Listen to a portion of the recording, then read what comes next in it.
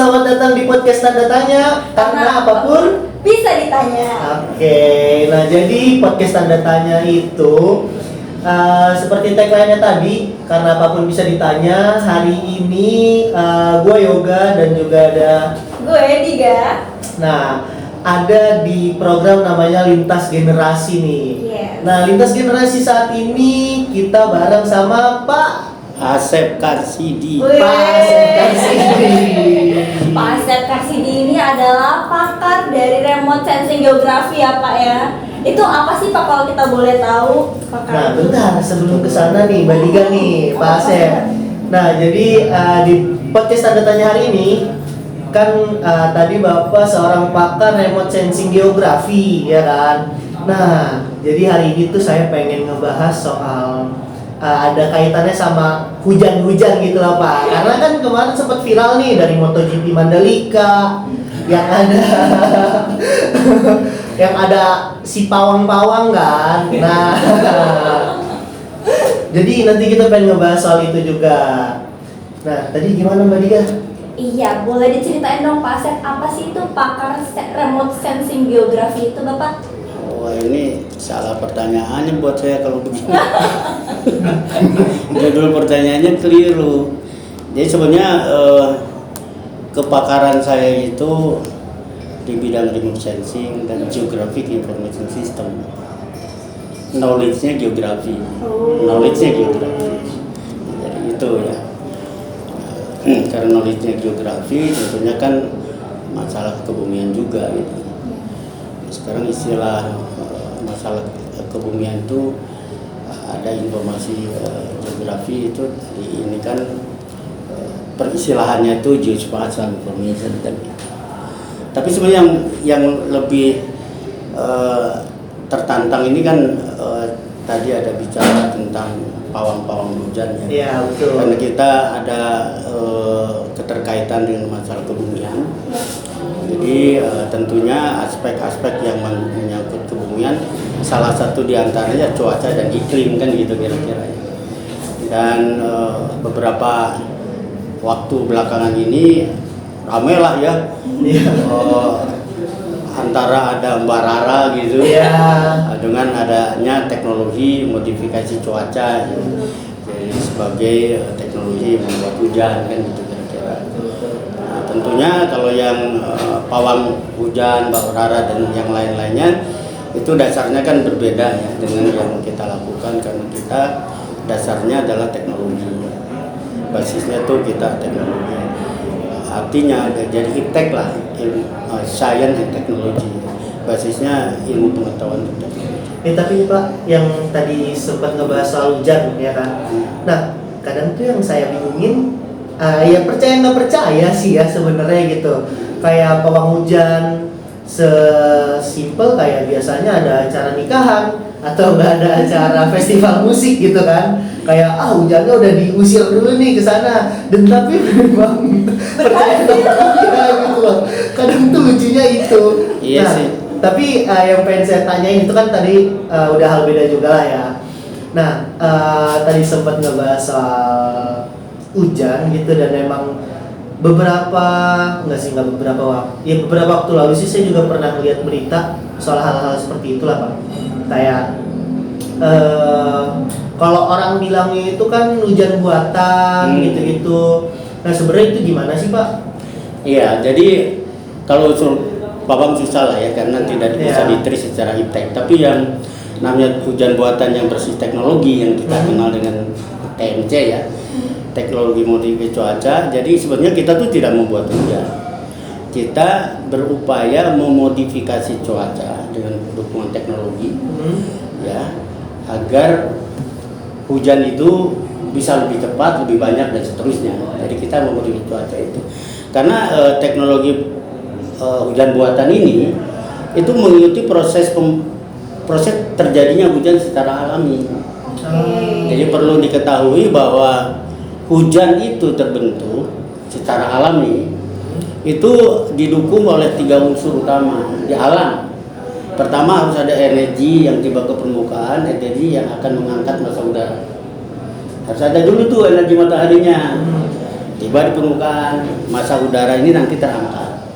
Yang kedua, proses pembentukan hujan kedua harus didukung adanya udara basah. Udaranya itu jangan kering, udaranya harus basah. Udara basah itu apa tuh Pak? Jadi uap udara basah itu udara yang mengandung uap air. Oke. Kalau dalam teorinya relatif humidity, RH-nya harus di atas 60% dan seterusnya. Pokoknya basah ya.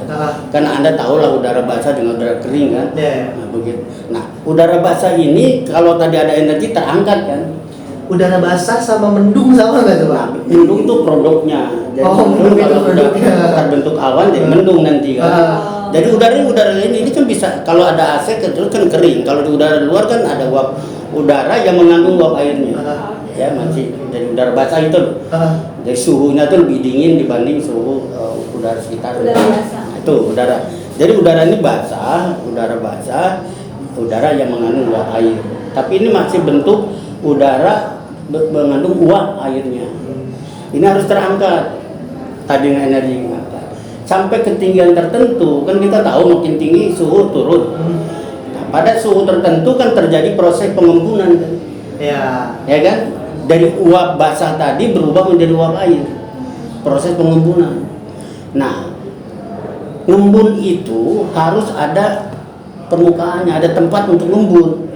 Nah, di alam itu proses pengembunan itu adanya inti kondensasi yang dari butir-butir garam-garam dari laut itu atau debu-debu yang halus itu yang sifatnya higroskopis, nyerap air.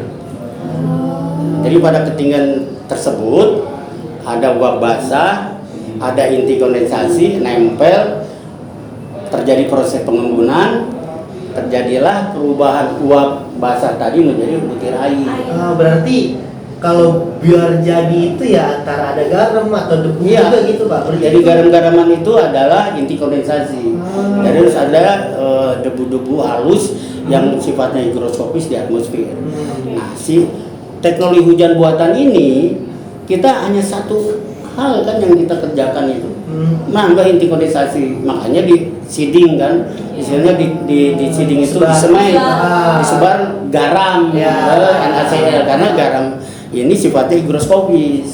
Tapi garam ini kan nggak sembarangan garam. Ini garam yang sudah diproses sampai ukurannya sangat halus memenuhi persyaratan. Halus aja, jadi udah kayak tepung ya, udah bedak aja masih kasar tuh bedak. Udah lebih halus dari bedak tuh. Jadi bukan garam biasa kayak garam dapur gitu ya Pak? Bahan bakunya ya garam dapur. Oh gitu, NaCl. Iya, cuman harus diperhalus ya sampai tepung. Nah, kan sifatnya higroskopis, dia kalau nggak pakai campuran dia nanti ngegembel lagi kan. Jadi ada unsur yang lainnya dicampur supaya dia pada saat ditabur tuh betul-betul jadi tepung.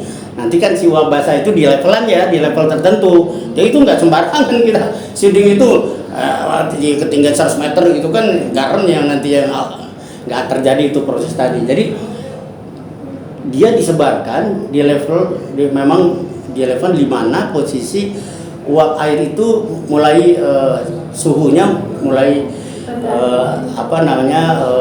memenuhi syarat untuk terjadinya pengembunan. Tapi Pak yang saya pengen tanyain lagi tadi pas penyebaran itu atau seeding kan tadi ada di ketinggian tertentu dan segala macam gitu kan Pak. Iya. Dan juga butuh uap air ini. Nah, semisal daerahnya kekeringan nih Pak, butuh dong untuk turun hujan. Nah, kan uap airnya udah nggak ada lagi yang naik nih Pak. Nah itu gimana tuh Pak? Ya nggak bisa. Nggak bisa berarti? Ya nggak bisa. Kan secara alam aja begitu udara kering nggak terjadi proses pembentukan butir air gitu ya, kering. Ya kita mau ngapain lagi? Dan kita kan cuma nambah inti kondensasi doang. Kalau udaranya kering inti kondensasi ngambang-ngambang gitu. Jadi di situ yang orang banyak nggak paham kelihatannya, sehingga hujan buatan itu tidak bisa dilakukan kapan saja. Dan hujan buatan ini yang sudah kita pahami, yang sesungguhnya teknologi ini dimanfaatkan itu harus jadi satu kesatuan dengan pengolahan sumber daya air. Jadi kita nggak bisa melakukan hujan buatan itu di setiap waktu. tapi kita bisa dimanfaatkan teknologi ini untuk mengantisipasi. Ya. Kalau misalkan kayak ini isu mau ada El Nino gitu kan, Ya. oh kita akan kering gitu. Lantas akan kering berarti kita punya cukup cadangan air kan. Iya. Nah, supaya kita cukup cadangan air jauh-jauh hari di saat udara tadi masih basah, kita jatuhkan gitu. Jatuhkan di catchment area, tertampung di bendung gitu. Jadi nggak bisa kita main. Oke. Jadi Berarti kalau misal kayak gitu harus sejalan juga dengan sumber daya yang ada juga ya Pak ya? Iya. Ya sesimpel kayak oke, buat bikin hujan buatan ya berarti harus punya juga ya teknologi untuk menampung airnya ini, untuk mengantisipasi dan segala macam ya. Iya. Jadi sebetulnya contohnya yang paling intensif dimanfaatkan itu di Thailand. Karena rajanya yang punya paten ini kan. Pertanian sana kan bagus. Karena apa? Jadi di sana punya satuan Royal Rainmaking ya. Dia itu secara dari tempat ke tempat, dari waktu-waktu schedule lakukan terus TNC di saat-saat potensial ya favorable, dia seeding jatuh hujan tapi disimpan. Ini kayak waduk gitu ya? Iya, disimpan di bendung-bendung, di waduk-waduk atau di catchment di hutan yang hutannya lebat kan tersimpan di sana. Gitu loh. Di lahan-lahan yang bisa, tapi jangan juga dijatuhkan di laut. Oke. Dijatuhkan di laut kita kehilangan air tawar nanti. Tapi kan kalau misalkan di seeding itu bukannya kita nggak tahu Pak nanti arahnya kemana yang akan hujan itu turun. Nah, itu dia yang kita harus ada perhitungan. Oke. Bahwa di sinilah peran teknologi kan. Oh. Jadi kita itu waktu seeding itu nggak sembarang main terbang terus seeding. Dari awal di pagi hari sudah kita perhitungkan, kita analisis parameter cuacanya. Arah awalnya kemana? Mulai dari arah angin. Jadi dalam pelaksanaannya, walaupun kita sudah bisa memenuhi ketiga syarat terbentuknya hujan tadi, lah kalau anginnya berubah arah, anginnya berubah kecepatan, buyar. Nah itu satu hal yang kita nggak bisa bikin hujan itu. Kayak dia berubah. Oleh karena itu, ya, oleh karena itu perlu perhitungannya ya. Dan sekarang teknologinya udah canggih. Makanya yang iptek ini kan kenapa kita tidak bisa menerangkan yang barara segala macam? Itu kan di luar nalar kita. Kalau ini bisa di trace. Jadi gini, pada pagi hari. Jadi secara umum dulu nih, bahwa kita ditargetkan ingin membasahi lahan gitu kan, atau ingin mengisi waduk. Gitu. Ini lahan ini supaya nanti katakan lahan gambut tuh ya, supaya nanti pada saat musim kering lahannya basah lah gitu. Oke, daerah mana? Daerah Sumatera misalnya. Oke, kira-kira kapan bulan-bulan waktu-waktu yang paling pas untuk seeding itu, untuk ternyata misalkan bulan Mei lah gitu ya, karena itu masih syaratnya RH-nya masih di atas 60%. Itu udara basah tuh RH-nya di atas 60%, 70%. Basah dulu satu kan. Nah, terus pagi-pagi kita lihat, oh ini masih lembab udaranya, masih mengandung uap air lah, masih basah ya udaranya. Dihitung oleh kita energi yang tiba itu berapa. Nah, kita ada indeksnya, ada teorinya ada ya, ilmu. Nanti kalau mau ini 2 jam kuliah ini teorinya aja, tapi kita perhitungkan bahwa ada indeks pengangkatan tadi. Jadi kita hitung, oh indeks pengangkatannya ada angkanya, ada nih. Nah, berarti pagi ini ada energi pengangkatan satu berapa? Oh, sekian. Dari situ kita tahu bahwa jam berapa kira-kira dengan kekuatan indeks seperti ini dia akan mulai terbentuk gitu kan. Prosesnya capai ketinggian berapa kan gitu ya. Nanti di situ dikaitkan dengan analisis kecepatan angin, dengan arah angin gitu kan, dengan potensi pembentukan awan dari model-model yang sekarang udah ada. Kita tetapkan. Sekarang dengan bantuan teknologi terkini ada radar cuaca. BMKG itu udah hampir mengcover seluruh wilayah Indonesia. Terpantau radar cuacanya. Jadi itu radar cuaca kan begini ya, mutat begini. Jadi semua wilayah kita tahu nih ada cuaca ini real. Dia merekam tentang potensi atau potensi uap air di atmosfer. Kalau dalam bentuk hujan dia marah banget warnanya gitu. Nah, kita biasa kalau udah kuning gitu. Nanti itu titik di sini ada ilustrasinya, nanti bisa ditunjukin ilustrasi. Jadi nanti yang kuning-kuning itu di daerah mana? Itu kan secara koordinat kita tahu. Yang potensial itu yang warna Yang kuning gitu loh, ya udah mulai kuning. Kalau masih hijau muda belum. Kuning kalau udah merah tuh udah hujan, udah awan hujan lah, udah tinggal jatuh, nggak usah disiding. Jadi dari mulai hijau tua ke kuning lah. Kelihatan koordinatnya pada ketinggian berapa, kita ada di sini, terbang ke sana. Seeding langsung. Gitu, seeding di sana. Berarti banyaknya perhitungan, tapi lama juga ya perhitungannya kalau untuk seeding itu, ngelakuin seeding itu. Nah, jadi sebetulnya perhitungannya cepat, kita udah near to real time gitu. Yang repotnya itu bahwa kita masih memanfaatkan teknologi seedingnya masa lalu.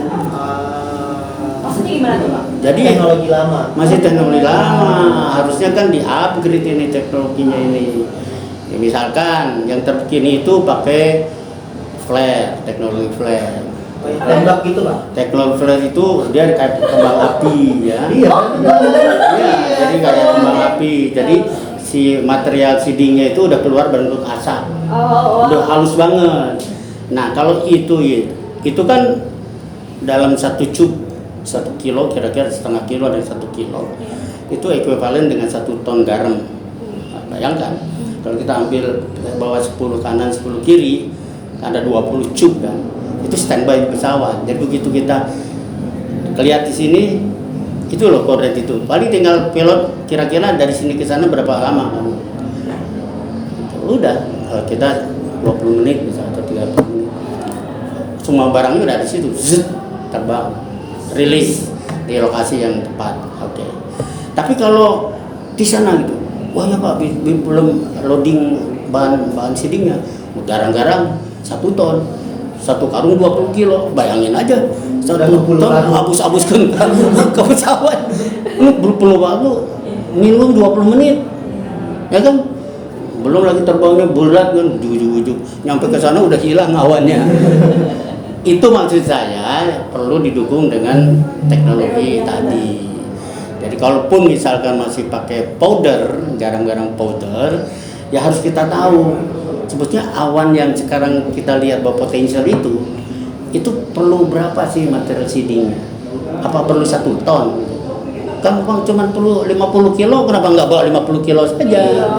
Yang penting efektif gitu ya Pak. Nah ini yang teman-teman di yang lembaga yang riset ini kita untuk operasi kegiatan ini belum terdukung nih dengan progres seperti itu. Jadi maksudnya kan coba diberitakan udah dengan TNI AU melakukan TMC menyebar 2 ton garam. Waduh, demen juga gua. Itu sebetulnya seberapa efektif gitu. Nah, ini kan pertanyaan-pertanyaan yang perlu ini. Karena dari sisi teknologinya tidak begitu gitu. Dari sisi teknologinya, karena kita tadi bahwa hujan buatan itu hanya dalam satu aspek saja, jadi kita memperbanyak material inti kondensasi ya, gitu kan. Nah, lantas seberapa banyak sebetulnya yang dibutuhkan, gitu kan supaya. Nah, sekarang yang berikutnya pertanyaannya kan begini, sebetulnya tadi ya berapa banyak hujan akan tiba, nah, itu kan. Nah, jadi sebenarnya teknologi ini bisa dengan perlu perhitungan bisa dimanfaatkan untuk kan kemampuan utamanya hujan buatan itu memperbanyak dan mempercepat hujan jatuh. Itu logikanya kan begitu ada uap basah pada levelan mau terjadi kondensasi tadi diperbanyak ini inti kondensasi kan bisa lebih cepat kan. Terus proses tumbuh gabung tumbuhan lebih cepat kan, lebih banyak kan volumenya yang jatuh menjadi hujan kan lebih banyak logikanya. Itu makanya TMC itu modifikasi kita itu hanya untuk kemampuan kita memperbanyak dan mempercepat jatuhnya hujan dalam kondisi yang disebut favorable. Favorable memenuhi persyaratan seperti tadi, kecepatan anginnya kudu kalem gitu, di bawah 10 knot gitu. Arahnya sesuai perhitungan kita, karena kita misalkan ingin menjatuhkan hujan Ya, itu di wilayah mana. Jadi nggak bisa sembarangan, itu ada awan tuh, tapi persis di daerah target, kecepatan anginnya dari sini ke sana bisa. Kan kalau kita siding-sidang nggak akan jatuh di target, jatuhnya nanti. Tapi kalau misal ada yang nggak sesuai hitungan itu gimana tuh Pak? Tiba-tiba ke laut gimana Pak? Nah, iya itu namanya kita main di alam kan. Ya berarti oh ya udah berarti nggak jadi Iya. atau ya berarti pulang lagi gitu pesawatnya. Lah ya memang pesawat mau tidak begitu kecek-kecek kita nambah langsung hujan kan? Iya enggak maksud saya Kan pasti pesawat udah ada di landasan lagi pada saat hujannya jatuh di laut. Iya enggak maksud saya pas pesawat ini berangkat untuk Iya, seeding. iya. Nah terus awannya nih udah Hilang. hilang. Nah Itu dia yang saya bilang tadi, bahwa ini kita kan main di alam dan kita ini juga memanfaatkan teknologi. Yang itu saya bilang itu kuasai, main cepet-cepetan kan, informasi kondisi awan itu dengan adanya satelit real time. Jadi ini ada radar, ini bukan satelit. Ini jadi radar memantau ukur kondisi atmosfer ya, ada uap air atau enggak, atau udah ada butir-butir hujan atau belum. Ketemu itu real time itu. Jadi kalau kita persis di situ di itunya paling delaynya 5 menit informasi itu. Tahu nih lokasinya di situ. Tapi kalau kitanya tahu nih di situ ya, terus ada kecepatan angin alhamdulillah misalkan 10 knot. Berarti kita hitung nih. Jadi 10 knot kita dari sini jaraknya berapa? Si pesawat ini kan harus atur juga kan, begitu udah siap atur kecepatan nyampe di sana supaya awan itu masih di situ. Nah kalau ini tidak penuh perhitungan seperti itu, ya asal terbang tiba-tiba itu, awan udah nggak ada di situ. Kita datang tiba-tiba, loh kok awan udah nggak ada gitu. Itu satu. Kedua kadang-kadang tiba awan tuh udah berubah. Tadi kan kelihatan potensial udah hujan, udah keburu secara natural gitu, dia udah jatuh menjadi hujan, datang ke sana. Nah, jadi gitu kita berlomba itu, karena itu kita main dengan alam. Nah, oleh karena itu perhitungan-perhitungan seperti ini sebetulnya yang harus kita cermati. Jadi nggak asal ya udah kita penerbangin pesawat bawa 1 ton di awang-awang ditabur gitu, bisa. Oh bisa sayang gitu ya. Iya aja. Terus saya pengen nanya gini Pak, kan yang dulu saya pelajari SD apa SMP lah ya di IPA, kan turunnya hujan itu ada musimnya ya. Iya, Ya, temen juga kita nih. dari kalau nggak salah nih ya, Iya, enggak Juni salah. sampai April kan, ya kan. Nah, Di mana itu juga? Nah, itu kan buat Indonesia tropis Iya. yang saya pelajarin waktu itu ya gitu. Iya, terus? Nah, abis denger kayak gini kan berarti ngaruhnya itu ya ke udara basah itu ngaruhnya ke misal pohon dan segala macam gitu kan. Iya. Nah, untuk mungkin waktu saya pelajari waktu itu memang mungkin masih relevan dari bulan Juni ke April ini. Nah, kalau buat kondisi sekarang itu kayak gimana sih Pak? Ya. Sebenarnya? Jadi TMC itu bagaimanapun adalah teknologi dan harus betul-betul mencermati itu. Dan TMC ini tadi kan bahwa dia akan sangat efektif kalau kondisi udaranya favorable. Sedangkan kondisi cuaca dan iklim itu kan berubah-ubah, ya kan?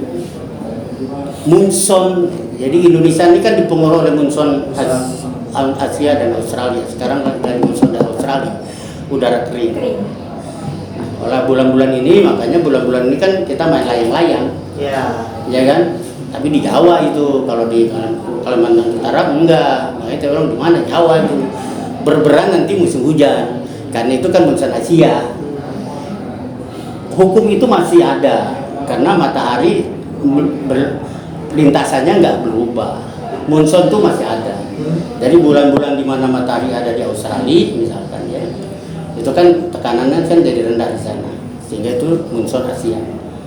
Bulan-bulan di mana matahari ada di utara, ya kan, jadi sana kan rendah, tinggi di Australia, makanya monsoon Australia. Coba bulan Juni sekarang kan lagi musim panas di sana kan, Tapi kalau Desember kan musim panas di selatan, di utara. Nah, itu mempengaruhi pola musim hujan dan musim kering di Indonesia, kan gitu. Nah, itu juga menjadi perhitungan oleh kita. Kalau ada order untuk mengisi waduk, kan banyak bendung-bendung nih di daerah Jawa Barat. Jasa Tirta II kan menguasai bendung-bendung di Jawa Barat, di Jawa lah ya. Itu kita punya hitung-hitungannya. Kalau mau ngisi supaya waduk itu betul-betul nanti pada saatnya nggak ada hujan, punya volume yang mencukupi, bulan apa gitu. Biasanya kita di awal musim hujan atau di akhir musim hujan, dimana di situ kan uap airnya masih ada. Di akhir musim hujan juga uap airnya ada. Jadi kita memperpanjang masa jatuhnya hujan sehingga volume air di waduk bisa bertambah. Itu satu. Ini kan berlaku kalau ternyata waduk yang harus diisi di Sulawesi. Nah kan nggak bisa rumus yang di Jawa Barat dipakai di Sulawesi. Di Sulawesi seperti apa kan gitu. Bulan-bulan apa akhir musim penghujan dan awal musim penghujan tuh gitu. Di situ yang paling optimal karena di situ persyaratan favorable itu terpenuhi. Kalau lagi pancaroba, angin ribut segala macam, wah jangankan siding, pesawat lagi cicungkel kan gitu kira-kira. Jadi ini kan dasarnya kan iptek, jadi secara logis bisa kita lihat gitu. Soalnya kalau dari beberapa tahun ke belakang itu tuh saya tuh udah nggak ngerasain tuh Pak yang namanya sekarang lagi musim hujan. Jadi prepare deh entah bawa payung, entah bawa jas hujan. Iya, ya udah aja gitu. Ya, jadi gini, ini kan bicara isu tentang cuaca dan iklim. Jadi Anda mulai ramai kan sekarang bicara ini satu semester nih kuliah saya di SIL itu ngajarin nih global warming dan climate change. Ini Anda mancing ini lama lagi. Tapi paling tidak simpelnya begini, bahwa isu tentang perubahan iklim sekarang udah ramai. Ada kaitannya dengan global warming kan, gitu kan? Iya betul. Sehingga banyak sekarang peristiwa-peristiwa kondisi cuaca itu yang di luar prediksi kita. Nah, pada awalnya nih, di mana kondisi mungkin masih dalam kondisi normal segala macam ya, kan sekarang udah banyak activity ya.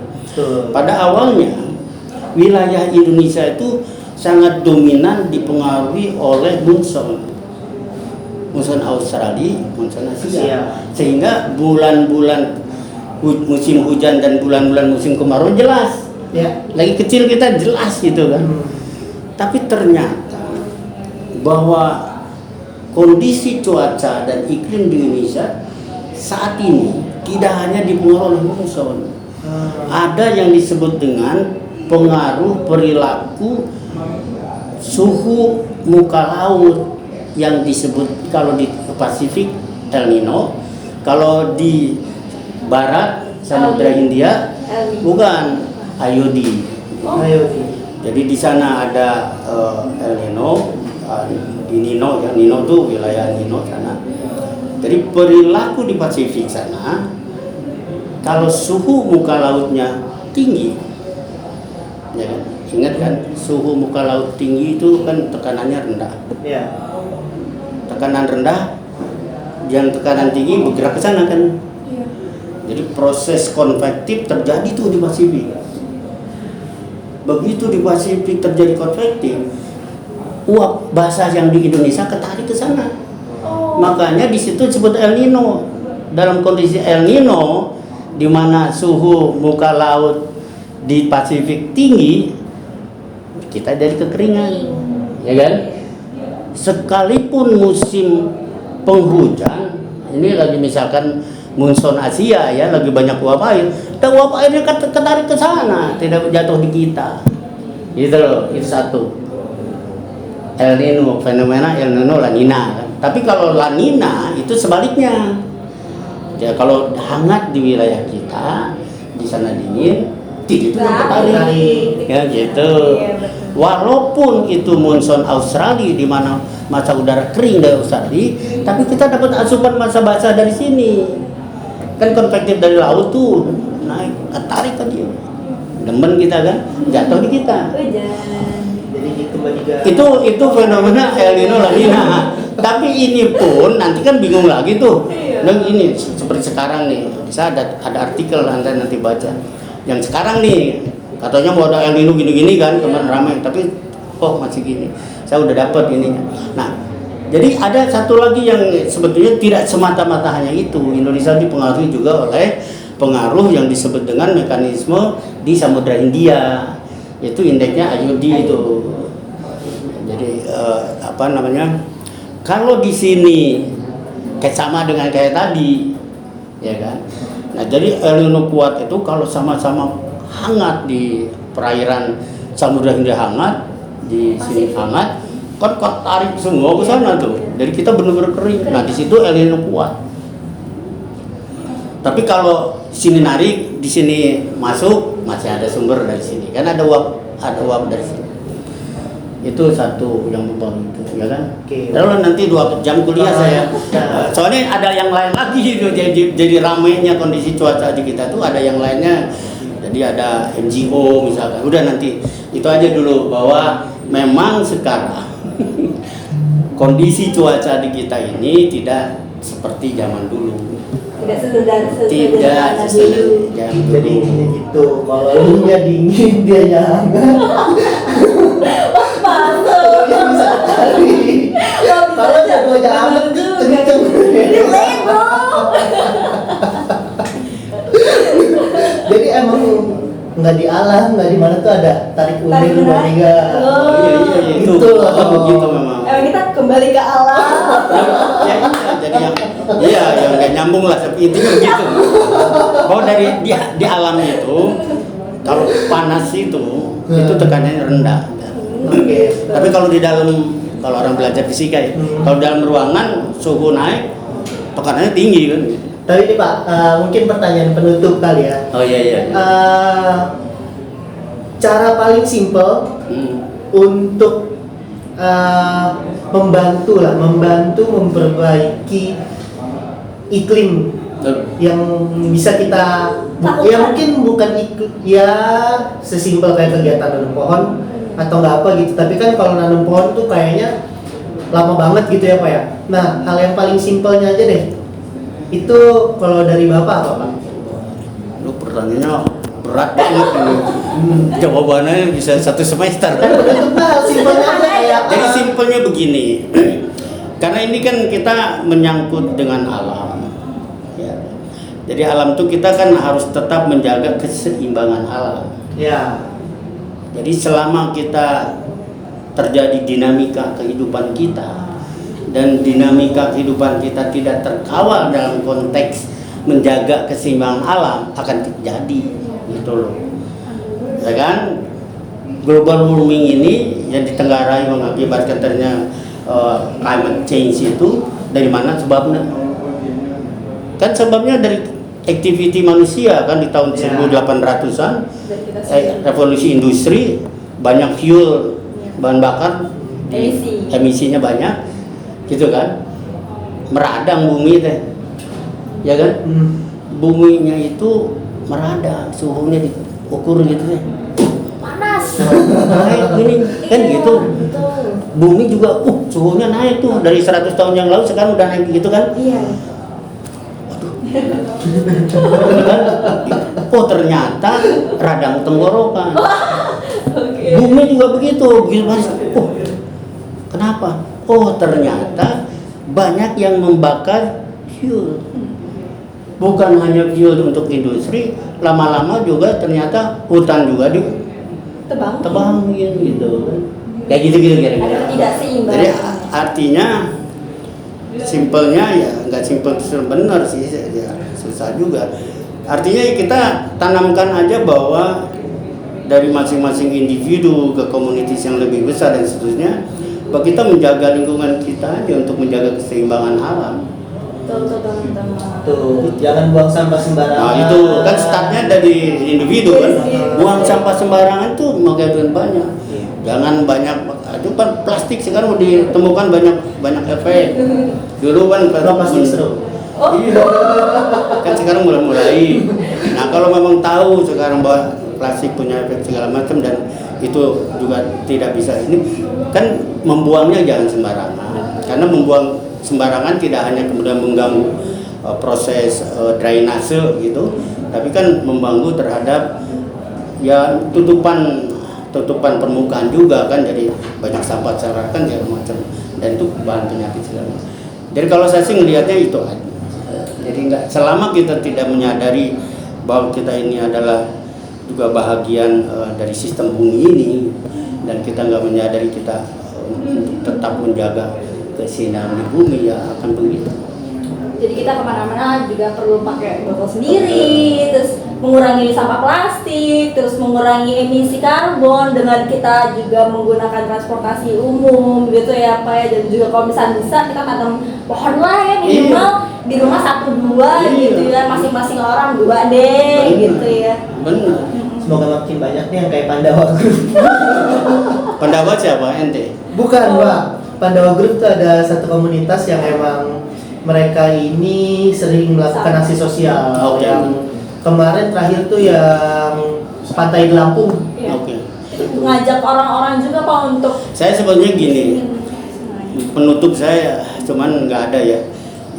Tangkapnya saya punya puisi atau pantun ya. Boleh. Puisi lah ya. Oke. Cuman saya nggak bisa. Itu bahasa Sunda. Cuman intinya begini.